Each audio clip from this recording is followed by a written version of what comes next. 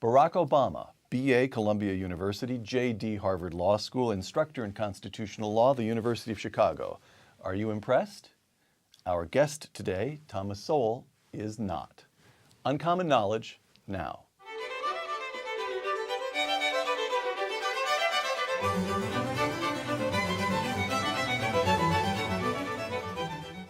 Welcome to Uncommon Knowledge. I'm Peter Robinson. Be sure to visit us on our website at hoover.org/UK or on Facebook at facebook.com/UNCKnowledge. Facebook.com/UNCKnowledge. A fellow at the Hoover Institution, economist Dr. Thomas Sowell is the author of more than 24 books, including the classic work, A Conflict of Visions. Dr. Sowell's latest, Intellectuals and Society, a revised and expanded version of the original bestseller. Tom Sowell, welcome. Thank you. Segment 1, what's wrong with the intellectuals? Tom, 2 quotations. Writing in 1981, historian Arthur Schlesinger Jr., who attended Phillips Exeter and Harvard and held positions as a professor at Harvard and later at the City University of New York. Arthur Schlesinger Jr., quote, "Those in the U.S. who think the Soviet Union is on the verge of economic and social collapse are only kidding themselves," close quote. Quotation number 2, speaking in 1982, only months after Arthur Schlesinger Jr., Ronald Reagan, a graduate of Eureka College. In an ironic sense, Karl Marx was right. We are witnessing today a great revolutionary crisis, a crisis where the demands of the economic order are conflicting directly with those of the political order. But the crisis is happening not in the free, non-Marxist West, but in the home of Marxist-Leninism, the Soviet Union. It is the Soviet Union that runs against the tide of history by denying human freedom and human dignity to its citizens. It also is in deep economic difficulty. Tom, the professional, exquisitely educated intellectual Arthur Schlesinger Jr. got it wrong. And Ronald Reagan, the graduate of a little school in the middle of the country, Eureka College, got it right. A decade after these 2 quotations, the Soviet Union went out of existence. How come? Well, Arthur Schlesinger is part of a long and one might say distinguished line of people who have been absolutely wrong for decades and actually for centuries. So this is just one of many statements that you could quote. It's not even the only time that Arthur Schlesinger Jr. was wrong by miles. He was wrong in attributing the recovery from the Great Depression to Franklin D. Roosevelt. He was wrong in arguing that the tax cuts were going to make it, under Andrew Mellon, were going to make it harder to balance the budget. They not only balanced the budgets, they had a surplus and paid down the national debt. And even after John Kennedy's tax cuts, Treasury Secretary Andrew Mellon. Well, no, Andrew Mellon was earlier. But in writing retrospectively about it, he said that Mellon was very inconsistent in saying he wanted to reduce the national debt while cutting the tax rate. Right. Well, he cut the tax rate, but the tax revenues increased. So Arthur Schlesinger was wrong about the tax cuts of the 20s. Yes. And then when he served in the Kennedy White House, he resisted those tax cuts, which also worked. Mm-hmm. And then he opposed Ronald Reagan's. He was wrong 3 times. So what is the pathology of intellectuals that, one condensation, an unfair, crude condensation, but it sort of gets at a point of this book might be simply, the fancier your education, the more likely you are to be wrong. Well, I would say there's something to that, because the more likely you are to spout off about things you don't know anything about. The problem is that all of us have a narrow range within which we may be great, but a few steps outside that range, and we're totally lost. Bobby Fischer didn't go around commenting, on theories of evolution and stuff like that. He was happy to play chess. But intellectuals, someone who's a linguist like Noam Chomsky, he didn't stick to linguistics. If he stuck to linguistics, most people would never have heard of him. So somehow or other, a fancy education seems to give people the feeling that they have been given, the diploma gives them permission to spout off about world affairs, politics, economics, when all they know is linguistics, or Arthur Schlesinger Jr.'s case, he knows a lot about the administration of Andrew Jackson Yes. 150 years before. Why? What is it about having a fancy diploma that gives people the Well, right it's not only to the diploma, waffle it's all just the general reputation of being an intellectual. And you don't have to go that far away. I mean, a couple of years ago, there was a mountain lion killed here in Palo Alto. And all kinds of insane things were said by people at Stanford and whatnot about how terrible it was to kill this mountain lion. He was up in a tree near where the school was about to let out. School was about to let out. I remember that. The cops had been watching it all day. It was in Yeah. a tree in a neighborhood, and when the school was about to let out, they thought, we have no choice. And people who may have been, they may have been the world's authorities on existentialism or Mayan culture or whatever. They know nothing about mountain lions, and the cops have had to deal with this before. And they do know something about mountain lions.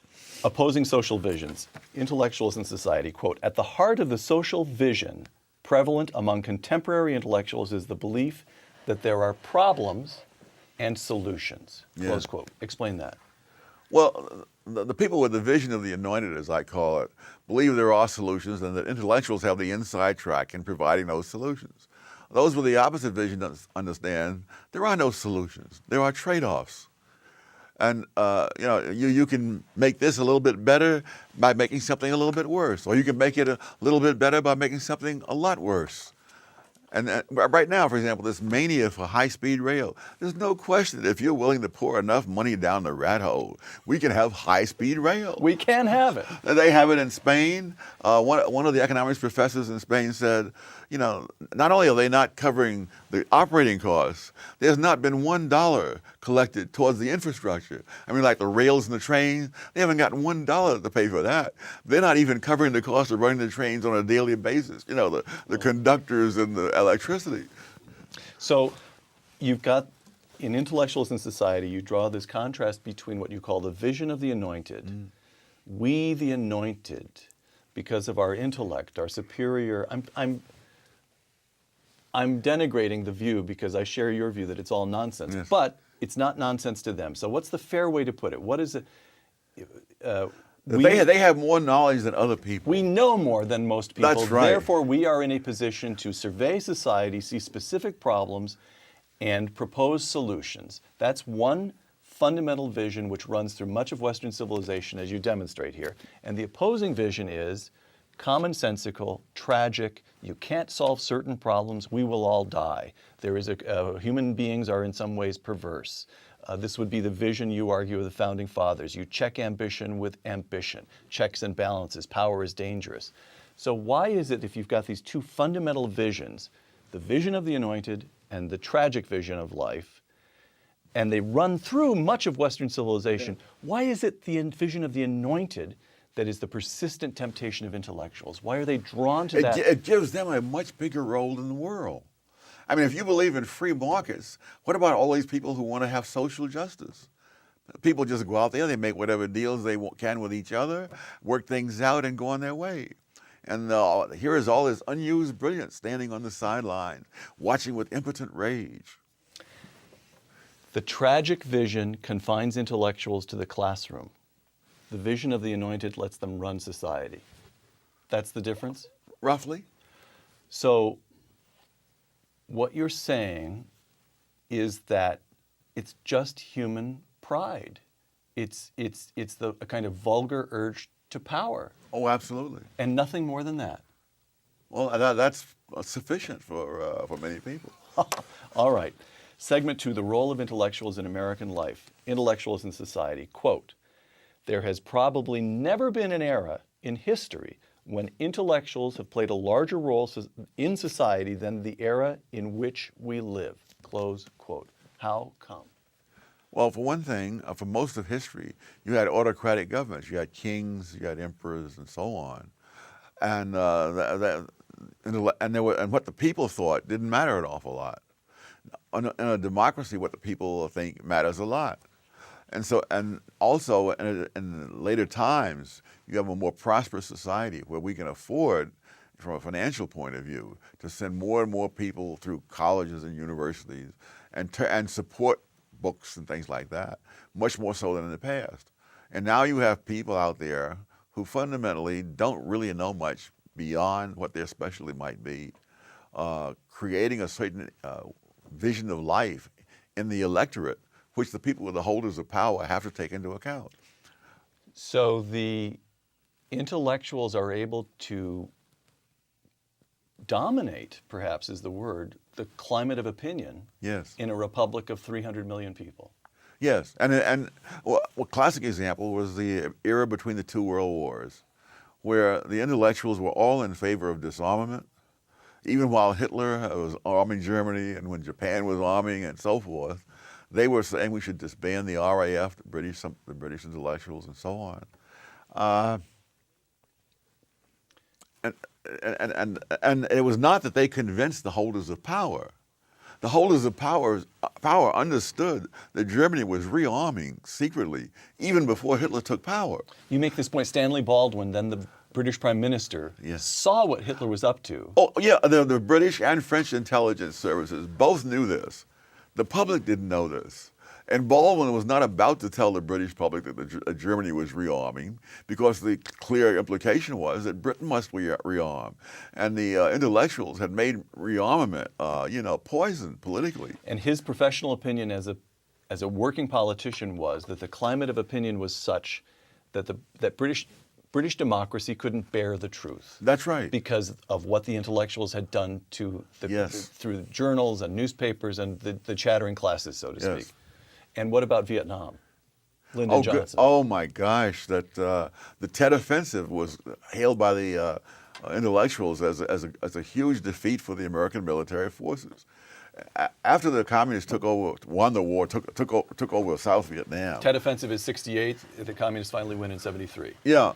The communist leaders themselves said they were devastated by the Tet Offensive. They never won a military battle against American forces the whole time the Vietnam War went on. But in the newspapers, the Tet Offensive was depicted as a great defeat for the United States. So Lyndon Johnson and the military conducting the war in Vietnam knew that we had won, not in effect won, that we had won that engagement, the Tet Offensive. And the communists knew. Everybody knew except the intellectuals. Everybody. And Lyndon Johnson, instead of prosecuting the war, is forced to announce toward the end of 1968 that he is not going to run for re-election. That's the moment when America effectively surrenders in Vietnam. Yes. Because the climate of opinion because the intellectuals got things wrong. They dominated the climate of opinion. And that if in a democracy, if the people believe the war is unwinnable, then it's unwinnable. Intellectuals in society. Ideological differences based on beliefs about facts, causation, human nature, and the character and distribution of knowledge are ultimately questions about different perceptions of the real world, leading to hypotheses which can be tested empirically. Close quote. Now, everybody who's been to college and high school knows that what you've just described is the intellectual method. You come up with a hypothesis and you test it against reality. And yet you argue here that the least interested in actual empirical tests, testing ideas against reality, are intellectuals. Why? Because there are many talents. They have a huge ego stake in a given set of conclusions. In other words, it's very asymmetrical. I mean, if you believe in free markets and traditional values and so forth, there is no exaltation that comes with that. You're just somebody who believes in free markets and traditional values. On the contrary, there's a certain humility that comes with it. You Yes. say, look, the market knows more than I do. Yes. The traditional moral wisdom of the ages knows more than I do. You humble yourself before the wider world, right? Yes. Okay. But if you believe in social justice and saving the environment, you are really something. And so the people with that viewpoint have a huge ego stake. And empirical evidence is like gambling all of that on a roll of the dice. Okay. They don't want to test for fear that they might be proven wrong. Yes. They don't want to know the answer. Again, intellectuals in society, quote, intellectuals on issues ranging across the spectrum, from housing policies to laws governing organ transplants, have sought to have decision-making discretion taken from those directly involved, who have personal knowledge and a personal stake, and transferred to third parties who have neither and who pay no price for being wrong. Close quote. So again, this counter common sense, you know what's best for your health, therefore we must make the decision in a bureaucracy in Washington. That's right. How? Well, if you've been told all your life, and many of these people have, from an early age, they were in the class for bright, gifted children. They were the ones who got into the good high schools. They were the ones who were accepted in colleges that accept less than 10% of the applicants. They've heard this all through their lives. And after a while, they must, in all due modesty, believe it. All right. The percentage of cabinet appointments with experience in the private sector. The administration of Dwight Eisenhower, almost 60%. George W. Bush, over 50%. Barack Obama, barely 20%. Yes. What are we to make of this? That there is a reason why things have declined the way they have. That people of that sort have a track record. I remember years ago encountering a fellow who had been a teaching fellow at Harvard when I was an undergraduate. And I said to him, I've been noticing that whenever there's a great disaster, there always seems to be a Harvard man in the middle of it. He said, have you noticed that too? You know, I mean, think of McNamara and the Whiz Kids and the Vietnam War. You know, think of the Ford Foundation. Who was the Harvard man in charge of that? I think it was Bundy. Sounds right. Yeah, and you know, he launched this whole notion of subsidizing community activists as the answer to the racial problems. Of course, community activists have every incentive to exacerbate the problem to the fullest. I mean, calm would be the end of their job. So why, I'm just still trying to get at this contrast between the growing role of intellectuals in American life, which has taken place not only in our lifetime, but in the lifetime of somebody who's in college this very day. You can see it expanding over the last quarter of a century or so. Why should that be taking place now? Why should intellectuals have a growing role, and why should the nature of intellectuals have changed? If you look at the founders, Thomas Jefferson, John Adams, quite different characters and temperaments. These were both extremely well-read. John Adams was a Harvard man. And yet you don't get what you get, I would argue, and I think you'd agree, but I put it to you, you get the sense over and over again, particularly in Adams. You get it in Washington. You certainly get it in the constitutional debates. It's the tragic vision of life. Oh, no question. Power is dangerous. We need to hem this in. We need to devolve as much power as we can to ordinary people. Now, why is it that the founders should have grasped that, and intellectuals today just don't see it at all?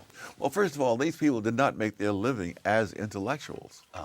They did not make their living even as politicians, most of them. Right. Most of them had day jobs, and when the rebellion against Britain started, they put that aside for the time being to go into politics and to try to write up a constitution and all those kinds of things.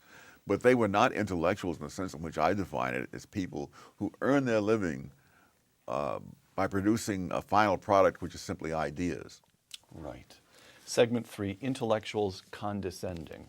Intellectuals in society, quote, intellectuals give people who have the handicap of poverty the further handicap of a sense of victimhood.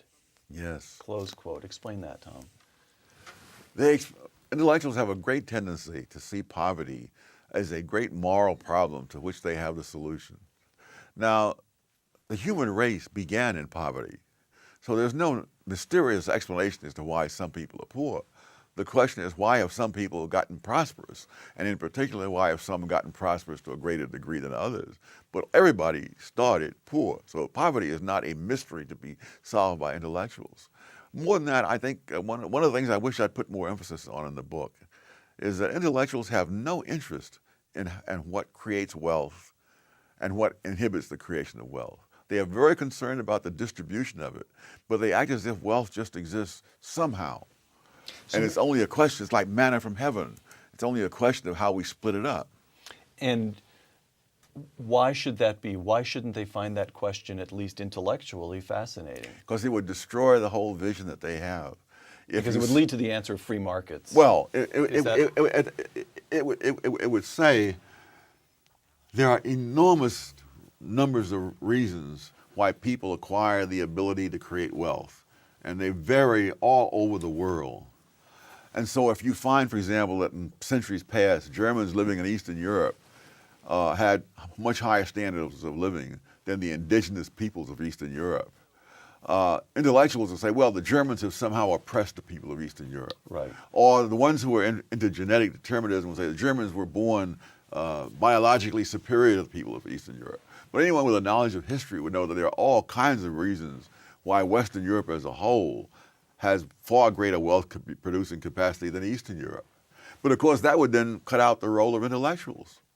They would then have to do what David Hume did, which is what he urged his fellow 18th century Scots to learn the English language, because that would open up a whole world to them that they would not have otherwise.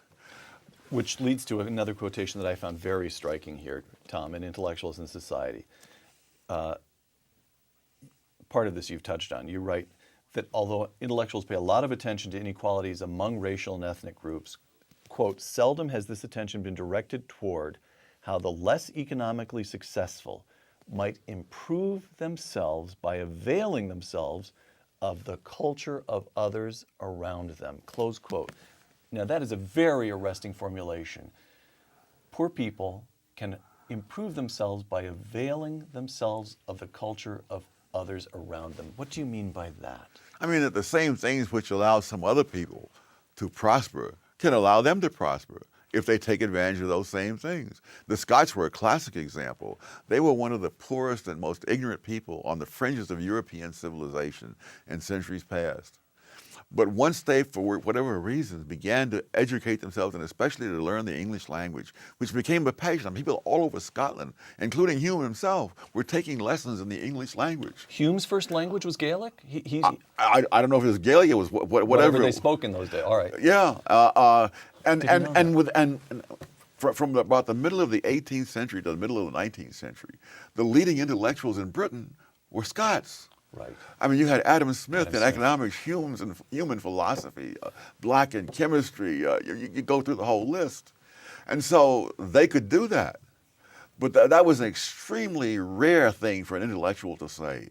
Most intellectuals in most countries around the world see the issue as how those who are more prosperous should be brought down, rather than how, and moreover, that people who are lagging should cling to their culture.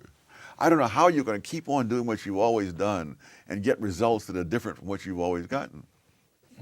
Two quotations, Tom. An editorial in the New York Times, quote, racial stereotypes still wreak havoc with the job possibilities of young black men, close quote. Quotation number two, Thomas Sowell in Intellectuals in Society, quote, black unemployment rates were lower than those of whites as long ago as 1890, close quote. And in 1930 as well. And in 1930. First of all, black unemployment was lower decades ago, before the Civil Rights Movement, before the New York Times began editorializing on on black poverty. How can that have been?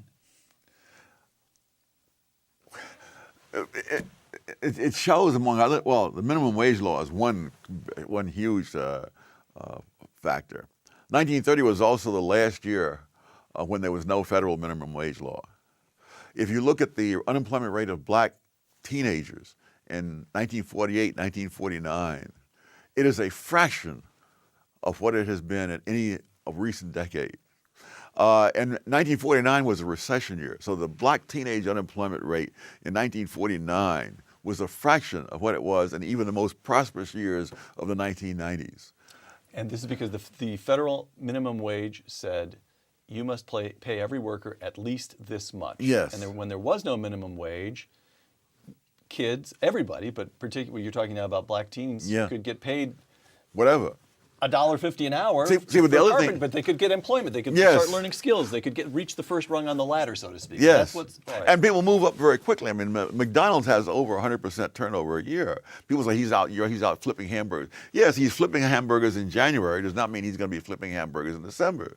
He's Somewhere, learning how to get to work on time, how to get a that's deal right, with and he's coworkers. not going to be. He's going to start up the ladder. Right. But what was different about the late 1940s was the Fair Labor Standards Act of 1938 specified what the minimum wage would be. The runaway inflation of the 1940s made that number meaningless. I see. So for all practical purposes, inflation had repealed the minimum wage law. I see. Thank God I was a teenager in those years. And you know, when I started out my first full-time job as a Western Union messenger, my starting pay was 50% above the federal minimum wage because inflation had made the federal minimum wage meaningless. And so under those conditions, in 1948, black 16 and 17-year-olds had an unemployment rate under 10% and slightly less than that of white teenagers the same age. Now, as you come in, and the liberals say, no, we've got to catch up with inflation. Starting in 1950, they escalated the minimum wage regularly, and then you began to see these horrendous rates of unemployment among black teenagers. Diversity. Again, I'm quoting from Intellectuals in Society. Quote, sweeping claims for the benefits of diversity in innumerable institutions have prevailed without a speck of evidence being asked for or given. Close quote. Yes. Again, how come? Intellectuals ought to be asking.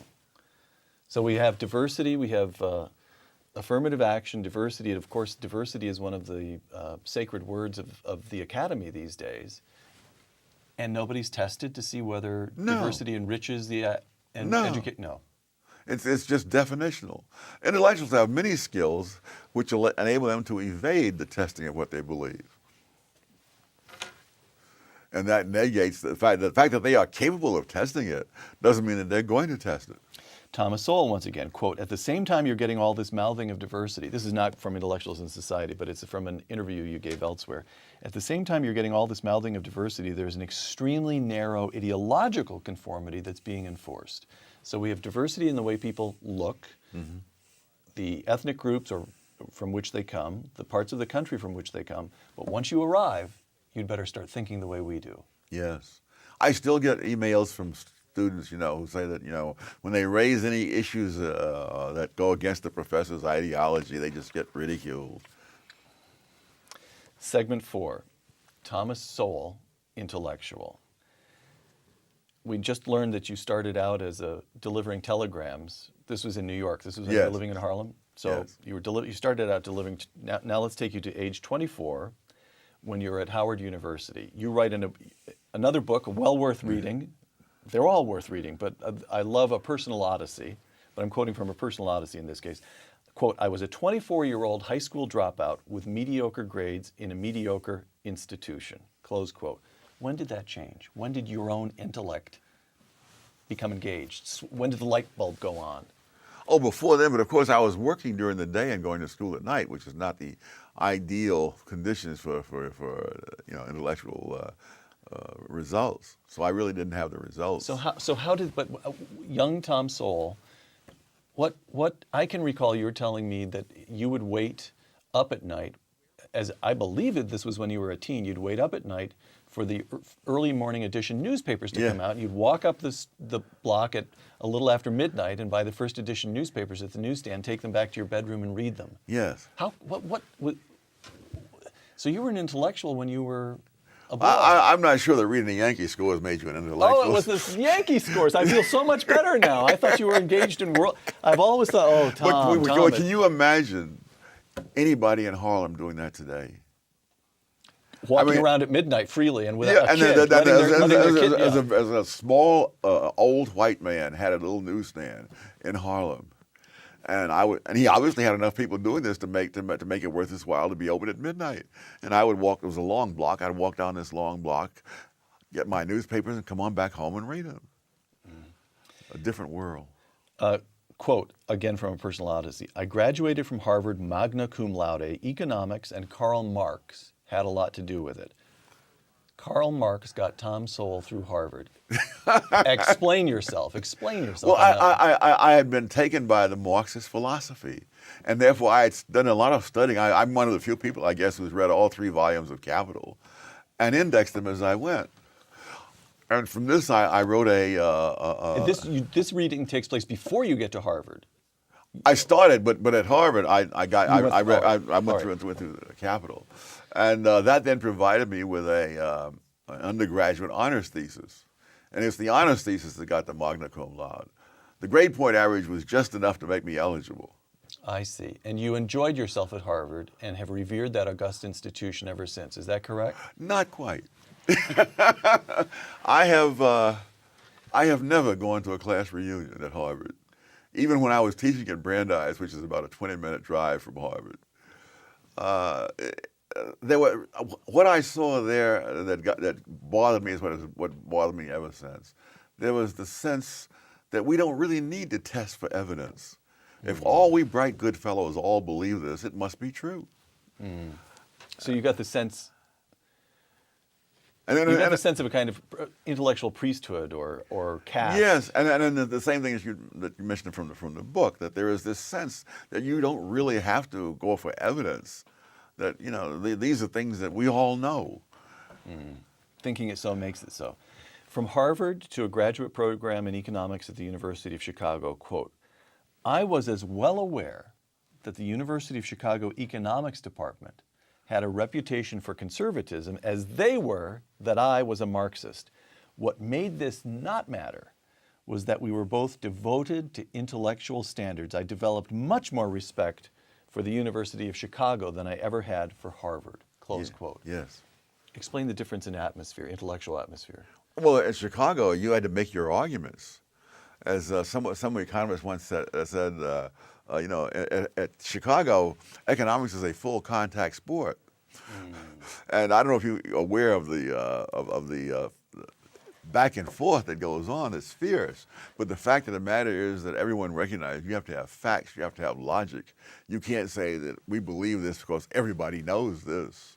No, you've got to show how and why. And you write about someone who became your close friend, Milton Friedman. You studied with Milton Friedman.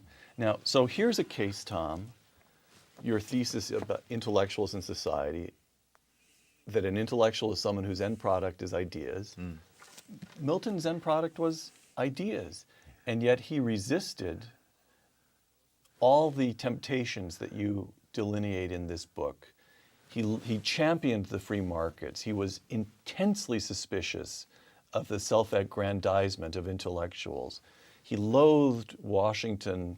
In fact, I can recall some conversation, never went anywhere, but some conversation here at the Hoover Institution that we should move to Washington, and Milton said it would last 2 years and intellectually we'd be taken over.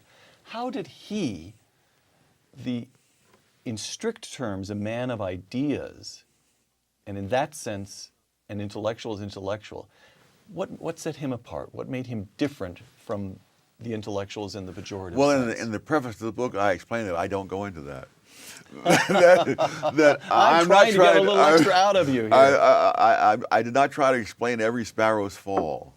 I'm trying to find what are the general patterns that we can see looking at intellectuals over the past 2 centuries. And I specifically say Milton Friedman is a classic example of someone who did not do it that way. Although Milton himself somewhere pointed out that at a very early period in his life, he was a Keynesian. He was certainly a liberal.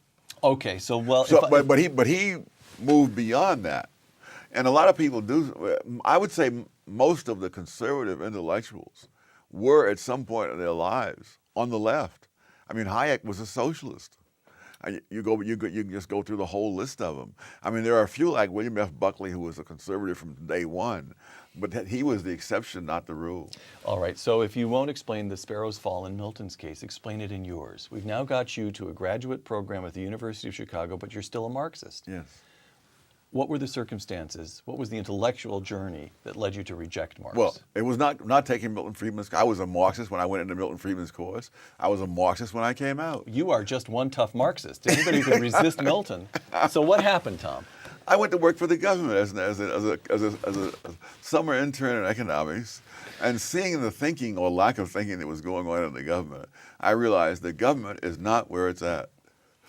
So this ties back to the notion of empiricism, when you actually bumped up against the reality Yes. of the professional intellectual caste attempting to rearrange the lives of millions of people across this republic, you said to yourself, it's mediocre, it's second rate. What was it that you... It was truly unthinking. It was also something else, that the Labor Department had its own institutional interests. I was interested, for example, in whether the minimum wage law caused unemployment. And as I tried to come up with ways of testing that, I realized that the people in the Labor Department saw that as a threat. I mean, they were appalled as I gave some ways we might try to test this, because they had no desire to test the minimum wage law, which provided 1/3 of the funding for the U.S. Department of Labor. I see. And so once you say the government agencies have their own institutional interests, so don't look for them to serve the interests of others. I mean, to me, the question is, are all these teenage kids going to go without jobs and end up on the street and in crime and all the rest of it? That was not their top priority. And I realized other people's well-being would never be the priority of politicians and bureaucrats. All right. After you leave government service in Washington, you go back to academia, where you've had a long and extremely distinguished career. You've taught at institutions that include Amherst and Cornell and UCLA. You've been a fellow at the Hoover Institution at Stanford University for some 3 decades now. And yet, you've spent this time swimming, so to speak, against that tide, the intellectual tide that you describe here. Yeah. I'm just probing one more time, and you feel perfectly free to swap me down one more time if you'd like. What made you different, Tom? What is it in your character, your background? What permitted you to resist these temptations, to see them in the first place? Well, like others, I did not successfully resist them at first, but as time went on and more evidence accumulated, I wasn't as prepared as some others were to just keep explaining away all the evidence. So it's your impulse toward empiricism. Let's test it, yes. let's test it, let's test it. Yes. All right. Segment 5, our intellectual in chief. Barack Obama got his BA from Columbia, his JD from Harvard. He taught for a number of years at the University of Chicago Law School. May I suppose that Tom Sowell is duly impressed? You might say the road to hell is paved with Ivy League degrees. All right. A few clips of the President of the United States delivering his State of the Union address earlier this year. Clip number 1. Higher education can't be a luxury. It is an economic imperative that every family in America should be able to afford. Higher education, an imperative. All he's asking is that all young Americans should have the same opportunity to get a really good education that Tom Sowell had. Tom? I love the use of the word opportunity. I had as much opportunity to become an NBA star as Michael Jordan had.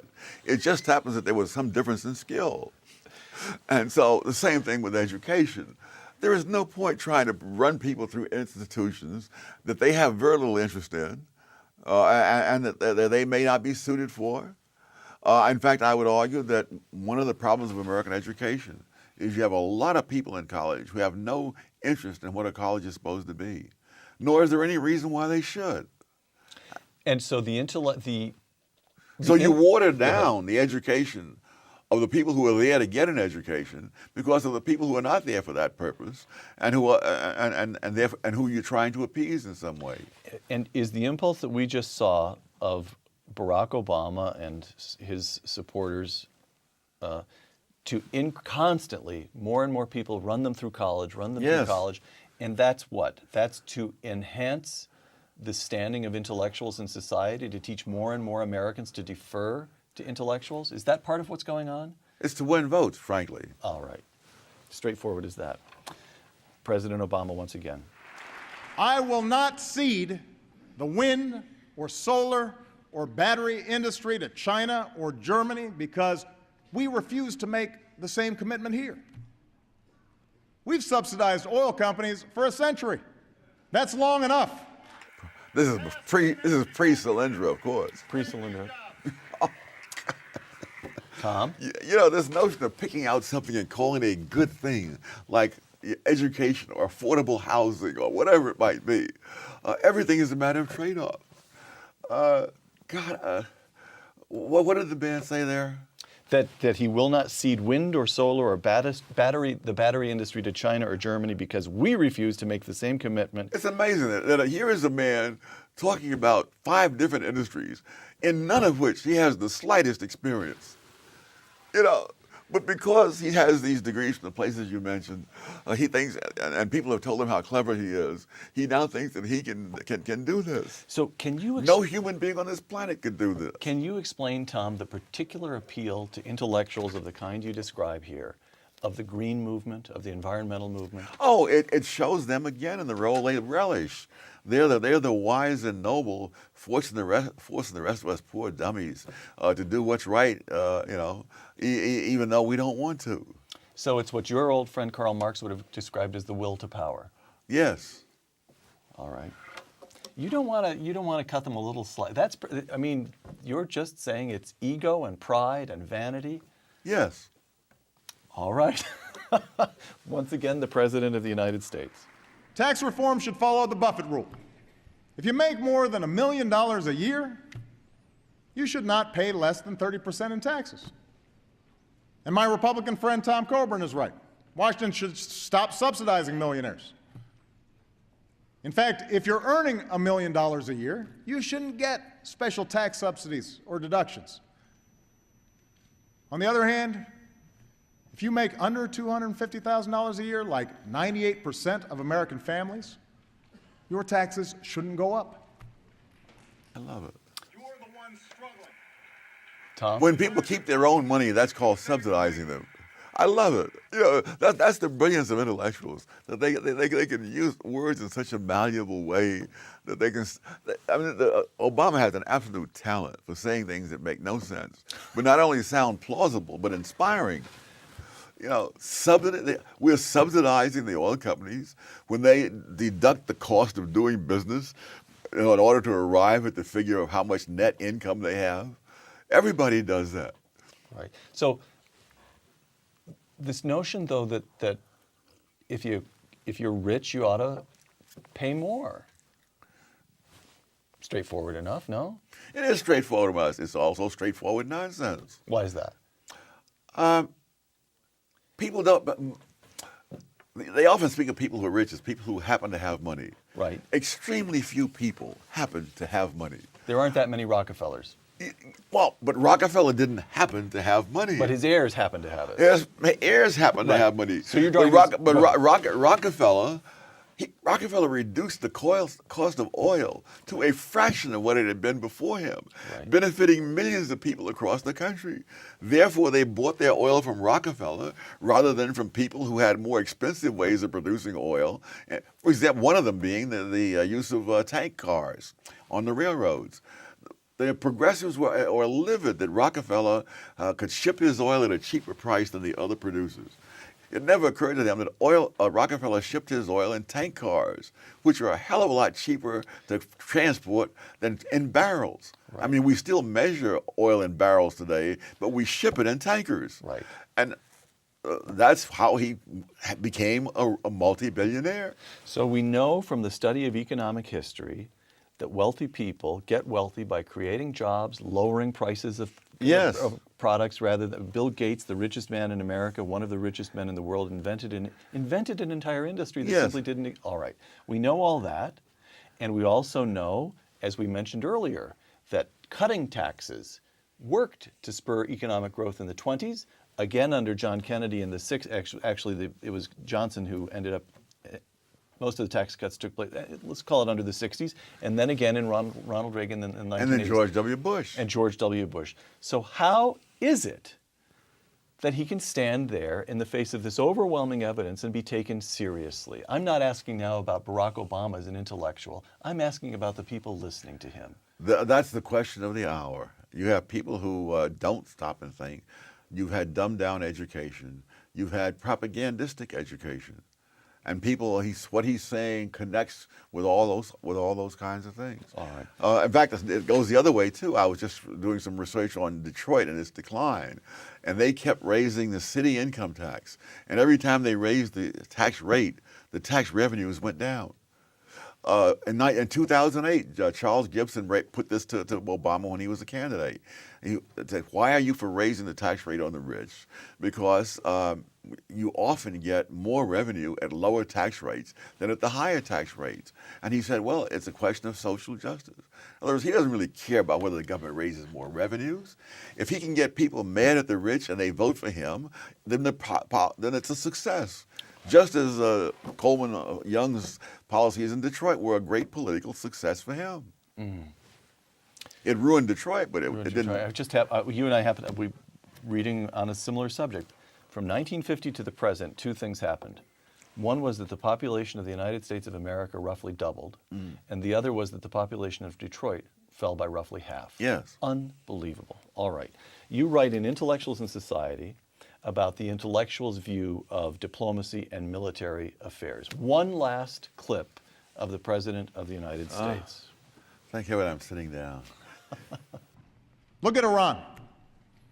Through the power of our diplomacy, a world that was once divided about how to deal with Iran's nuclear program now stands as one. The regime is more isolated than ever before. Its leaders are faced with crippling sanctions. And as long as they shirk their responsibilities, this pressure will not relent. Tom, will you sleep better tonight having heard that? I may take a sleeping pill so I can forget it. This man has diddled with Iran to the point where the military people are saying, even if we decide to go in and bomb that place, they are so dispersed, so far underground, it's by no means clear that we can do it. The time when he was going through all this wonderful diplomacy he talks about was precisely the time when those things were put underground and dispersed. It's like when Hitler was arming, that as Churchill said, at one point, a memorandum could have stopped Hitler.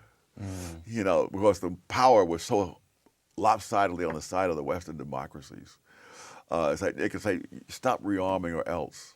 And we can't do that with they diddled with Iran to the point where now we don't know. Now, but there's something interesting about, to me, whereas with social policy, intellectuals tend to go for the policies that give them greater power. What greater power could an intellectual seek than military power, the power to blow things up? So why because they believe that, again, that their intellect is the unique factor that is going to save us. And to say that there are a bunch of military people are going to be more effective than doing all these terribly clever things that Obama is doing undermines their whole position. I see. All right.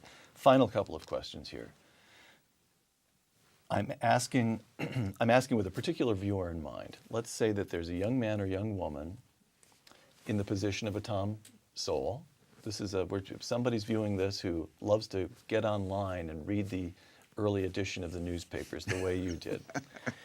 And they want to go to college, and they may even dream of grad school, and they love books, and they love ideas, but they don't want to become an intellectual of the kind that you describe in Intellectuals in Society. So I've been thinking, what is the advice that you would give them? And I think one would be insist on empiricism. Is that right? Always insist on testing theories against the facts. Oh, absolutely. But in terms of education, you have to be very careful in which college you choose. And you can't go according to big names. You go according to matching what you want with what the college offers. And especially, you don't want to go to a college where the professors think that the students are there to provide them with an audience for indoctrination. And there's one final, we're talking here about analysis and ideas and testing ideas against reality. And I can't resist the feeling that there's an implicit theme here. You're pretty good at writing what you want to say, but I also sense a kind of implicit theme here, which is a question of character, almost a moral theme of if what animates the intellectuals is as fundamental is simple, vulgar human pride, then kids ought to pay a lot of attention to intellectual humility. Is that so? Is that a virtue that can be cultivated? I don't know if it can be cultivated, but it's hard to find, for one thing.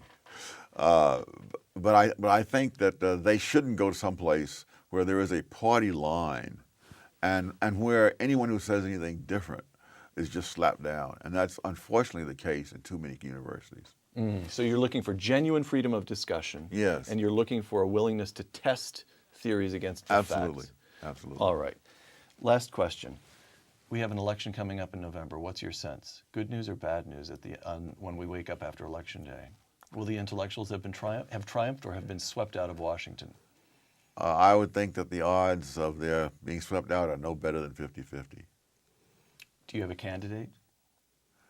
As we record this, the Republican primary is still grinding on. Primaries are still grinding on. There's none of the candidates of either party that would cause me to dance in the streets. All right.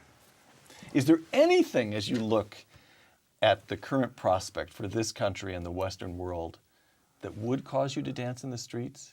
If I thought that the voters had some sense of realism and that they were concerned with the larger questions rather than whose ex-wife said what, and so on, or you know what Governor Romney did or did not do when he was head of Bain Capital, that I would have, if they had some sense of the loss of freedom, which is infinitely more important than any of the specific issues by themselves.